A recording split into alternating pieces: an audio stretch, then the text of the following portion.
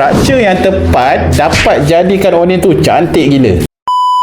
Jadi inilah rumah yang kita dah berjaya buat dekat Kerubung Jaya Melaka, di mana PU Metal Form untuk dapur basah dia. Lepas tu dia attach sekali dengan grill untuk elakkan orang masuk lah. Apa yang specialnya, kalau tengok daripada bawah, dia ada line-line menegak. Dia macam metal shielding ataupun aluminium shielding. Tapi sebenarnya dia dah datang sekali dengan PU Metal Form tu. Jadi line-line ni menyebabkan kawasan bawah korang dah cantik macam aluminium shielding. Dah nampak cantik dah. Jadi kalau korang tak letak ceiling sekalipun, dia dah cantik secantik-cantiknya lah. Okey, untuk elakkan orang masuk bahagian grill pula, korang kena make sure jarak antara besi dengan besi jangan terlalu jarak. Korang kena ingat untuk elakkan pencuri masuk, kena 4 inci plus minus. Jangan lebih daripada 4 inci. Kalau tidak, senanglah untuk orang masuk. Jadi ni finishing yang kita buat untuk dapur basah dekat rumah customer ni.